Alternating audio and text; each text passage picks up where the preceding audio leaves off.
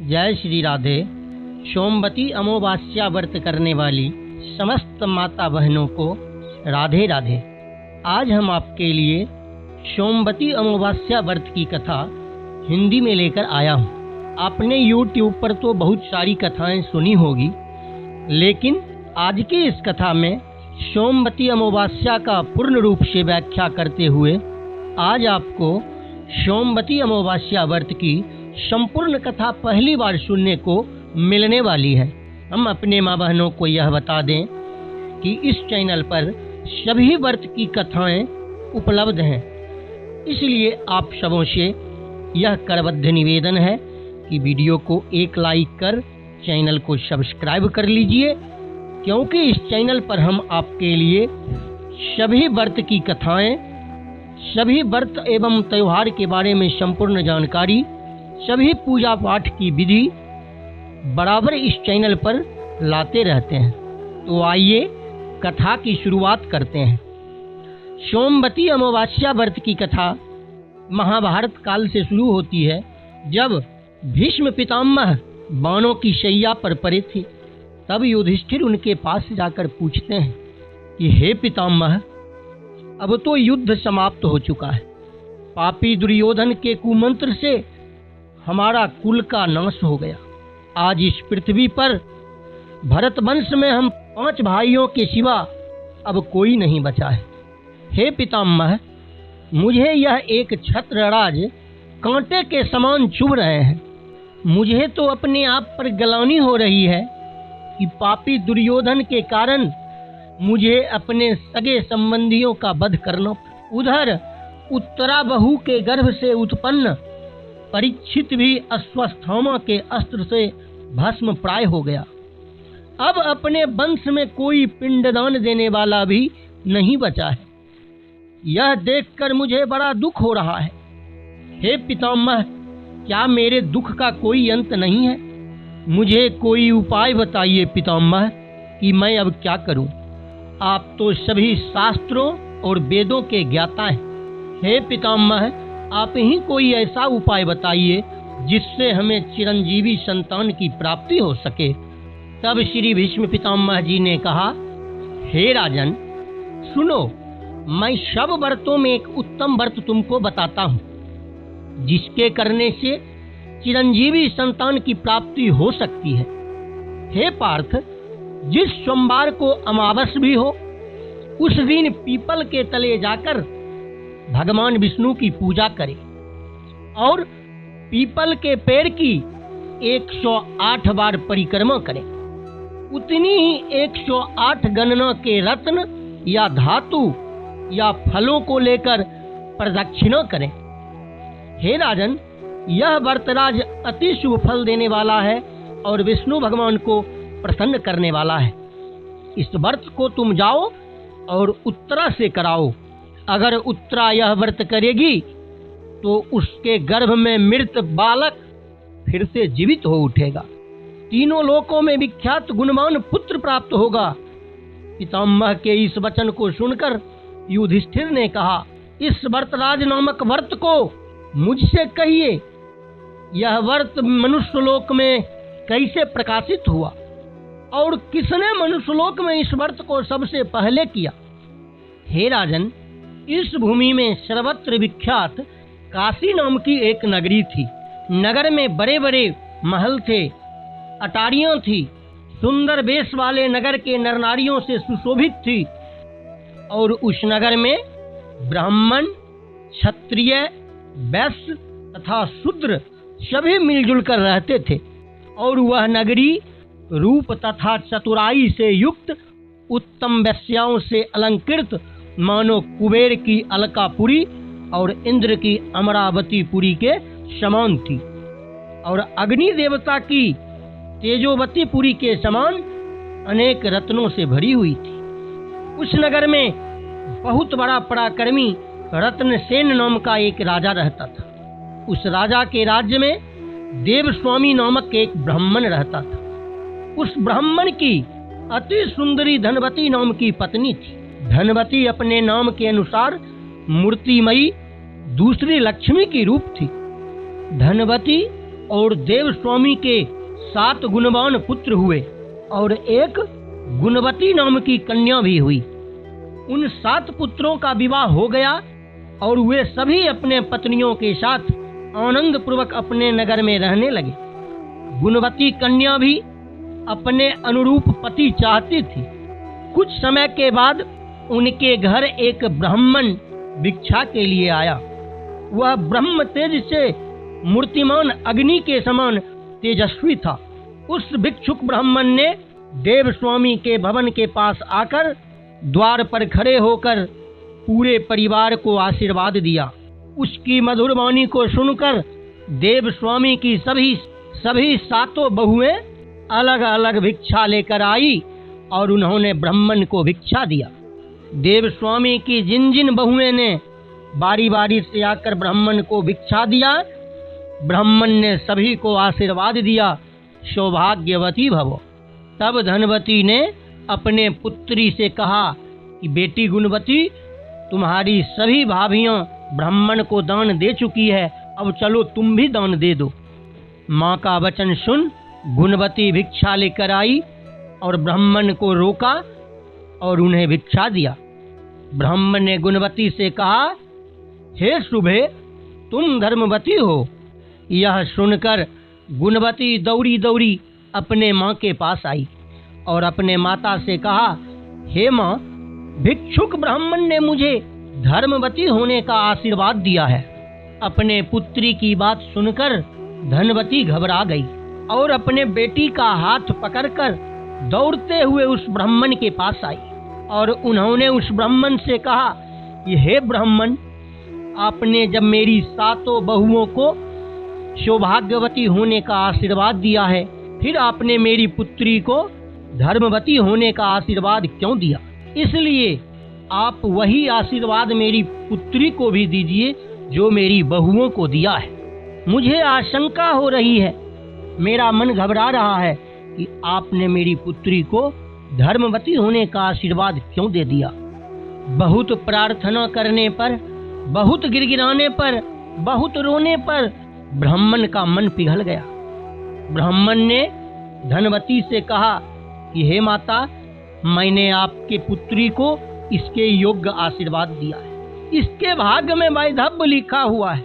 इसके विवाह के समय जैसे ही सप्तपदी पड़ेगी, तुम्हारी बेटी विधवा हो जाएगी और विधवा होने के बाद इसे सदा धर्माचरण का अनुकरण करना पड़ेगा। इसीलिए मैंने इसे धर्मवती भव का आशीर्वाद दे दिया हूँ। ब्राह्मण का यह वचन सुनकर धनवती और उसकी पुत्री गुणवती दोनों ब्राह्मण के समक्ष जोर जोर से रोने लगी। ब्राह्मण का पैर पकड़कर हाथ जोड़कर कहा कि हे विपेंद्र, अगर आप ऐसा जानते हैं, अगर आपने भविष्य को देख लिया है, तो निश्चित रूप से इसका उपाय भी आप जानते होंगे। आप मुझे वह उपाय बताइए जिससे मेरी बेटी गुणवती को वैधव्य प्राप्त नहीं हो और यह भी सौभाग्यवती रहे। तब ब्राह्मण ने कहा कि हे देवी, अगर तुम्हारे घर सोमा चली आवे तो फिर गुणवती का वैधव्य दूर हो जाएगा। धनवती ने कहा, हे ब्राह्मण श्रेष्ठ, सोमा कौन है, कौन जाति की है और वह कहाँ रहती है और क्यों उसके आने मात्र से मेरी बेटी का वैधव्य दोष नष्ट हो जाएगा? हे महाभाग, यह मुझे आप विस्तार पूर्वक बताइए। हे ब्राह्मण श्रेष्ठ, अब मुझे सब कुछ अविलंब बताइए, क्योंकि विलंब करना सही नहीं होगा। तब भिक्षुक ब्राह्मण ने कहा, अच्छा सुनो, सोमा जाति की धोबिन है और सिंघल द्वीप निवासिनी है। वह सिंघल द्वीप में रहती है। यदि वह तेरे घर आ जाएगी तो तुम्हारे बेटी का वैधव्य दोष नष्ट हो जाएगा। इतना कहकर ब्राह्मण भिक्षा के लिए अन्यत्र किसी और नगर को चला गया। तब धनवती ने घर आकर अपने सभी पुत्रों को बुलाकर कहा कि हे पुत्रों, आज ब्राह्मण देवता ने तुम्हारी बहन गुणवती को धर्मवती होने का आशीर्वाद दे दिया है और ब्राह्मण ने बताया जिस समय तुम्हारे बहन का विवाह होगा विवाह के समय सप्तपदी के वक्त तुम्हारी बहन वैधव्य को प्राप्त कर जाएगी। इसलिए गुणवती का वैधव्य दोष नष्ट करने के लिए सिंहल द्वीप जाना होगा और वहां से सोमा नामक धोबिन को लाना होगा। हे पुत्रों, यह तुम्हारे बहन की जिंदगी का सवाल है। इसलिए हमारे जिन पुत्रों को भी पिता की भक्ति तथा माता के वचन का ध्यान हो, वह अपनी बहन को साथ लेकर सोमा को लाने के लिए सिंहल द्वीप चले जाएं। बारी बारी से उनके सभी पुत्रों ने कहा, हे माता, तुम्हारे अंतःकरण का भाव मैंने जान लिया है। तुम्हारे मन में क्या है यह मैंने पहचान लिया है। तुम्हारा हृदय पुत्री के स्नेहवश व्याकुल हो गया है। यही कारण है कि तुम अपने पुत्रों को सोमा को लाने के लिए दुर्गम स्थान में भेज रही हो, क्योंकि उस मार्ग में 100 योजन विस्तृत दुर्लभ समुद्र पड़ता है। हे माता, उस समुद्र को पार करके जाना और उस समुद्र को पार करके आना यह बहुत ही दुर्लभ कार्य है। हम वहां जाने में सर्वथा असमर्थ हैं। हे माता, मैं वहां नहीं जा पाऊंगा। बगल में खड़ा देवस्वामी अपने पुत्रों की बात सुन रहा था। उसे बहुत तकलीफ हुआ। देवस्वामी के मन में बहुत पीड़ा हुई और देवस्वामी ने अपने पुत्रों से कहा, मैं 7 पुत्रों का पिता होकर भी निपुता हूँ। अच्छा, कोई बात नहीं है, तुम कोई भाई मत जाओ। यह मेरी बेटी के जिंदगी का सवाल है। इसलिए मैं गुणवती को लेकर सिंहल द्वीप सीमा को लाने के लिए अवश्य जाऊंगा। मुझे इसके लिए अपनी प्राण भी देना पड़े तो कोई बात नहीं, मैं अपना प्राण अर्पित कर भी अपनी बेटी के वैधव्य दोष को मिटाऊंगा।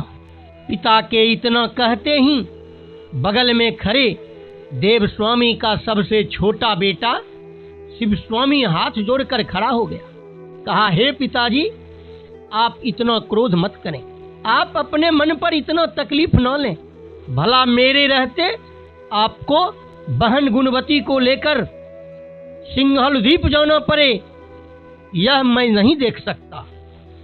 इसलिए आप चिंता न करें।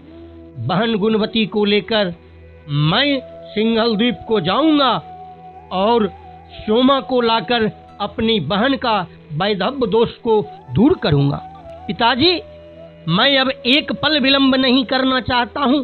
आप मुझे आशीर्वाद दीजिए। शिव स्वामी ने अपने माता और पिता के चरण छुए, उनसे आशीर्वाद लिया और अपनी बहन गुणवती को साथ लेकर सिंहल द्वीप के लिए प्रस्थान कर गया। दोनों भाई बहन सिंहल द्वीप के लिए निकल पड़े और चलते गए। बहुत दिनों के बाद जब समुद्र के किनारे पहुंचे तो शिव स्वामी को समुद्र पार करने का कोई भी रास्ता नहीं मिला। शिव स्वामी ने समुद्र को पार करने का अथक प्रयत्न किया, बहुत से उपाय लगाए, लेकिन वह समुद्र को पार नहीं कर पाया। थक हार कर दोनों भाई बहन समुद्र के किनारे एक बरगद का पेड़ था, उस बरगद के पेड़ के नीचे जाकर बैठ गए। यह विचार करते करते कि समुद्र को कैसे पार किया जाए, इसी विचार में उन दोनों भाई बहनों के 3 दिन बीत गए। भूखे प्यासे समुद्र पार करने की चिंताएं दोनों को सता रही थी। संयोग देखा जाए, जिस बरगद वृक्ष के नीचे शिव स्वामी और गुणवती बैठे थे, उसी बरगद के पेड़ की गुफा में, उसी बरगद के पेड़ पर एक गिद्ध का खोता था, जिस खोते में गिद्ध के बच्चे रहते थे। कुछ देर बाद गिद्ध अपने बच्चों के लिए मांस लेकर आया और अपने बच्चों को वह मांस खिलाने लगा। गिद्ध के बच्चों ने मांस खाने से मना कर दिया। तब गिद्ध ने अपने बच्चों से कहा कि मैं तो तुम लोगों के लिए इतना नरम और ताजा मांस लाया हूँ, फिर तुम लोग मांस क्यों नहीं खा रहे हो? तब गिद्ध के बच्चों ने हृदय को विचलित कर देने वाली वाणी बोली, गिद्ध के बच्चों ने कहा कि हे पिताजी, इस बरगद के वृक्ष के नीचे 2 भाई बहन 3 दिनों से भूखे प्यासे बिना अन्न के बैठे हैं। भला मैं भोजन कैसे कर लूं? गिद्ध के बच्चों की बात सुनकर गिद्ध के आंखों में आंसू आ गए और उनका हृदय द्रवित हो गया। गिद्ध उसी समय शिव स्वामी और गुणवती के पास आए और बोला, आप दोनों यहाँ क्या कर रहे हैं? और आपने 3 दिनों से कुछ खाया पिया भी नहीं। आपकी क्या समस्या है? आप मुझसे कहें, मैं आपको यह वचन देता हूँ कि आपकी जो भी परेशानियां होगी मैं सब दूर कर दूंगा, लेकिन आप कुछ भोजन कर लें, क्योंकि अगर आप दोनों भाई बहन भोजन नहीं करेंगे तो मेरे बच्चे भी मांस नहीं खाएंगे और मेरे बच्चे भी भूख से मर जाएंगे। इसलिए आप दोनों यह समझ लो कि आपका काम हो गया। आपकी जो भी समस्या होगी मैं दूर कर दूंगा, आप भोजन कर लें।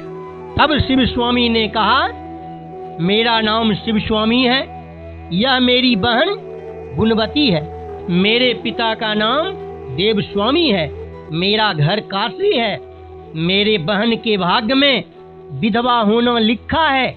ब्राह्मण देव ने यह बताया है कि जब मेरी बहन की शादी होने लगेगी तो इसके विवाह के समय सप्तपदी पढ़ने के समय ही इसका पति मर जाएगा, यह विधवा हो जाएगी।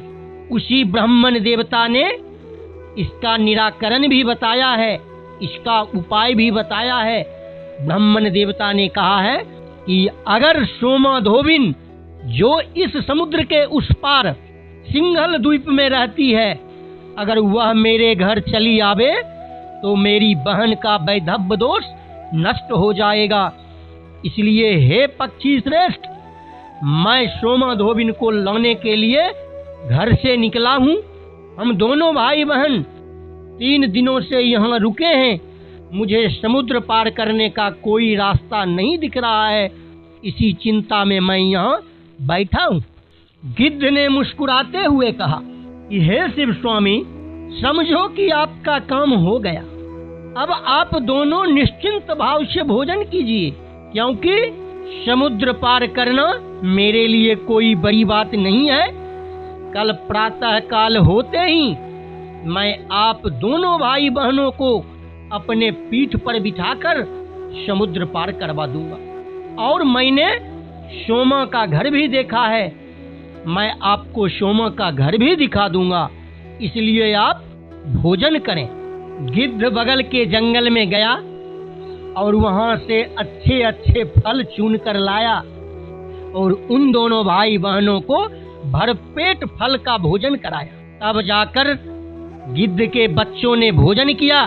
कथा का सार यह देखा जाए कि एक गिद्ध के बच्चों में, मांस खाने वालों में कितनी करुणा होती है। भोजन के पश्चात दोनों भाई बहन उसी बरगद के पेड़ के नीचे सो गए। कल प्रातः काल जैसे ही सूर्य उदय हुआ, उन दोनों भाई बहनों को अपने पीठ पर बिठाकर समुद्र की ओर उड़ चले और कुछ ही समय में उन दोनों भाई बहनों को समुद्र के उस पार पहुंचा दिया। सोमा के घर के करीब जाकर गिद्धराज ने शिव स्वामी से कहा कि हे शिव स्वामी, वह देखो सोमा धोबिन का घर वही है। सोमा धोबिन के घर से कुछ ही दूरी पर वे दोनों भाई बहन एक पेड़ के नीचे अपना बसेरा बना लिया और वहीं पर रहने लगे। जंगल से फल फूल लाते और दोनों भाई बहन वही फल फूल खाकर वहां पर रहने लगे। उन दोनों भाई बहनों ने सोमा धोबिन को प्रसन्न करने के लिए एक उपाय निकाला। सुबह के 4 बजे प्रातः काल सूर्य उदय से पहले दोनों भाई बहन प्रतिदिन सोमा धोबिन के घर जाते। गुणवती सोमा धोबिन के आंगन और दरवाजे पर झाड़ू लगाती और शिव स्वामी गाय का गोबर लेकर उनके दरवाजे और आंगन को रोज लीपने लगे। उनको झाड़ू लगाते और लीपते लीपते पूरे 1 वर्ष का समय बीत गया। एक दिन सोमा धोबिन को बड़ा आश्चर्य हुआ कि यह प्रतिदिन मेरी कौन सी बहू उठकर झाड़ू लगा देती है और घर आंगन को लीप देती है। सोमा ने अपने सभी बहुओं को बुलाया और कहा कि हे बहू, प्रतिदिन सूर्य उदय से पहले आंगन और दरवाजे पर झाड़ू कौन लगाता है और गाय के गोबर से प्रतिदिन इसे कौन लीपता है? तुम सभी बहुएं अभी खड़ी हो, सच्चे मन से यह बता दो कि तुम में से किसने यह काम पिछले 1 साल से कर रही हो। तब सोमा धोबिन की बहुओं ने कहा, हे माता, मैंने तो ऐसा कुछ नहीं किया है। उनकी सभी बहुओं ने बारी बारी से इनकार कर दिया और कहा कि मैंने कोई झाड़ू बुहारू कभी लगाया ही नहीं, न ही मैंने इसे लीपा है। तब सोमा को बहुत आश्चर्य हुआ और उसने इसका पता लगाने का निश्चय किया और कल रात्रि के समय ही सोमा उठकर दरवाजे के पास जाकर छुप गई और बैठ गई। सुबह के 4 बजे तब सोमा देखती है कि एक पुरुष और एक स्त्री आती है। वह स्त्री झाड़ू लेकर उनके घर और दरवाजे पर झाड़ू लगाने लगती है और वह पुरुष गाय के गोबर से उसके आंगन को लीपने लगता है। सोमा ने पीछे से जाकर शिव स्वामी का हाथ पकड़ लिया और कहा कि आप दोनों कौन हो? आप दोनों ने 1 साल मेरे घर में झाड़ू और लीपा पोती किया है, इसका क्या कारण है? आप कोई मानव हो या कोई देवता हो या आप कोई प्रायश्चित कर रहे हो? कौन हो? तब शिव स्वामी ने कहा कि हे सोमा, मेरा घर काशी है, मैं देव स्वामी का पुत्र हूँ, मेरा नाम शिव स्वामी है। यह मेरी छोटी बहन गुणवती है, इसके भाग्य में वैधव्य होना लिखा है। इसके विवाह के समय ही इसके पति की मृत्यु हो जाएगी और यह विधवा हो जाएगी। ब्राह्मण देवता ने यह उपाय बताया है कि अगर सोमा तुम्हारे घर चली आवे तो तुम्हारे बहन का वैधव्य दोष नष्ट हो जाएगा। इसलिए हे सोमा, मैं आपको लेने काशी से आया।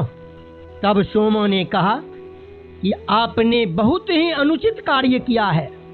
आप जाति के ब्राह्मण हो और मैं तुच्छ जाति धोबिन हूँ, और आप ब्राह्मण होकर 1 साल तक मेरे घर और आंगन में झाड़ू और लीपा पोती किया है। यह पाप आपने मुझे क्यों दिया? मैं इस पाप का भुगतान कैसे करूंगी? आपने ऐसा क्यों किया, यह मुझे स्पष्ट बताएं। तब शिव स्वामी ने कहा, आपको कोई पाप नहीं लगा है। आप सिर्फ इतना कर दीजिए कि आप मेरे घर चलिए।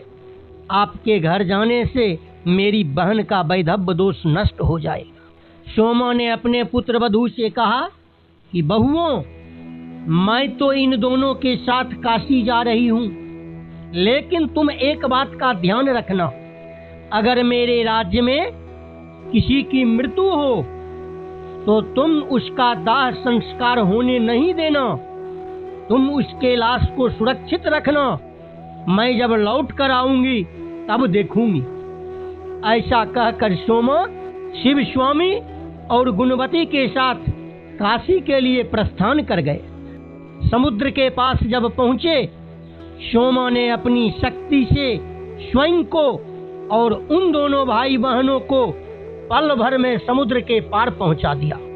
फिर वे सभी लोग गुणवती के घर पहुंचे। वहां पर देव स्वामी के सभी बहुओं ने सोमा की पूजा आराधना की, उनकी खूब सेवा की। सोमा देवस्वामी के घर रहने लगी। लेकिन शिव स्वामी के मन में अपनी बहन के प्रति अगाध प्रेम था।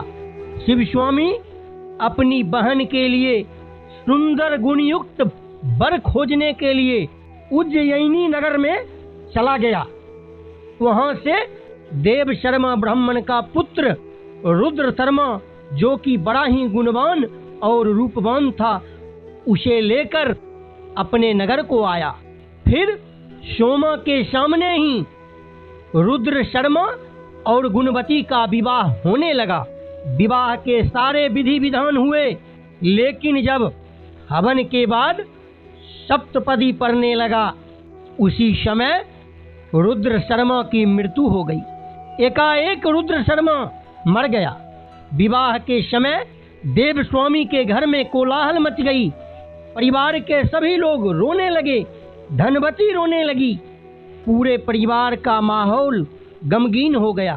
तब सोमा धोबिन ने गुणवती के लिए व्रतराज के पुण्य का संकल्प करके उसके खोइछा में दिया, जो कि अकाल मृत्यु का विनाशक है। उस व्रतराज के प्रभाव से रुद्र शर्मा सोए हुए के समान उठकर खड़ा हो गया। ऐसा चमत्कार देख देव स्वामी के घर में उत्सव का माहौल हो गया। सभी लोग खुश हुए और गुणवती का विवाह धूमधाम से संपन्न हुआ। गुणवती ने सोमा से आशीर्वाद लिया। गुणवती की विदाई हुई। गुणवती अपने ससुराल को चली गई। तब सोमा धोबिन ने देव स्वामी के संपूर्ण परिवार से अपने नगर को जाने के लिए आज्ञा मांगी और उन सबों का आज्ञा लेकर वह सिंघल द्वीप के लिए प्रस्थान कर गई। सोमा जब घर को पहुंची तो उसे पता लगा कि सोमा के पति मर गए हैं। उनके सभी पुत्र मर गए हैं। यहाँ तक सोमा के दामाद की भी मृत्यु हो चुकी थी। फिर कुछ ही दिनों बाद सोमवती अमावस्या थी।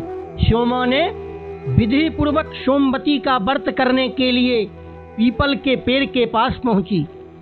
सोमा जैसे ही पीपल के वृक्ष के समीप पहुंची तो देखती है एक वृद्ध स्त्री रुई का बोझ अपने सर पर लिए रोती हुई आ रही है। उस वृद्धा स्त्री ने सोमा से कहा कि हे देवी, मैं रुई के भार से दबी जा रही हूँ, तुम मेरा यह बोझ उतार दो। तब सोमा ने कहा, हे माता, तुम्हें यह पता नहीं आज सोमवती अमावस्या है और सोमवती अमावस्या के दिन सौभाग्यवती स्त्रियों को रुई स्पर्श नहीं करना चाहिए। फिर कुछ देर बाद एक दूसरी स्त्री सर पर मूली का बोझा लिए आ रही थी। रोती हुई उस स्त्री ने सोमा से कहा कि हे बहन, मेरे सर पर मूली का बहुत भारी बोझ पड़ा हुआ है, तुम कृपा करके मेरे इस बोझ को उतार दो। सोमा ने कहा, नहीं बहन, आज तो मैं मूली स्पर्श नहीं कर पाऊंगी, क्योंकि आज सोमवती अमावस्या है और सोमवती अमावस्या के दिन सौभाग्यवती स्त्रियों को मूली का स्पर्श नहीं करना चाहिए। फिर सोमा ने विधि पूर्वक भगवान विष्णु का व्रत किया। पीपल के वृक्ष के नीचे भगवान विष्णु का पूजन कर पूरे 108 बार पीपल के पेड़ की परिक्रमा किया। उनके इस व्रत के प्रभाव से उनके घरों में उनके पति, उनके पुत्र और उनके दामाद सभी के सभी जीवित हो उठे। सोमा जब व्रत को समाप्त करके अपने घर को पहुंची, तब उनकी सभी बहुओं ने आकर सोमा के चरण में लटक गई। कहा, हे माता, हे तपस्विनी, आपने ऐसा कौन सा चमत्कार कर दिया कि हमारे पति, हमारे ससुर सब के सब जीवित हो गए, और आपके चले जाने के बाद इन लोगों की मृत्यु कैसे हुई, मैं इसका रहस्य जानना चाहती हूँ। तब सोमा ने कहा कि हे बहुएं, मैं काशी गई थी और मैंने अपने द्वारा किए हुए व्रतराज के पुण्य को गुणवती को प्रदान कर दिया। जिससे उसका मरा हुआ पति जीवित हो गया, लेकिन मेरे पुण्य छिन्न हो जाने के कारण मेरे पति, मेरे दामाद, मेरे पुत्र सबों की मृत्यु हो गई।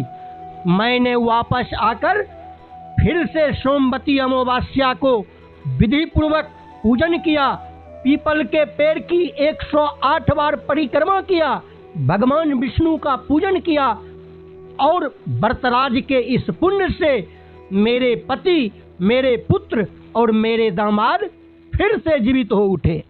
इस प्रकार भीष्म पितामह ने युधिष्ठिर जी को यह कथा सुनाई और कहा कि तुम घर जाकर बहु उत्तरा से इस व्रत को कराओ तो उसका पुत्र निसंदेह जीवित हो उठेगा। तब धर्मराज युधिष्ठिर ने गंगा पुत्र भीष्म से बोला, हे पितामह, इस व्रत का महात्म तथा विधि विस्तार से कहो कि यह व्रत स्त्री या पुरुष किसे करना चाहिए। तब भीष्म जी बोले, हे पार्थ, जब सोमवार युक्त अमावस्या हो उस दिन का पुण्य काल देवताओं को भी दुर्लभ होता है।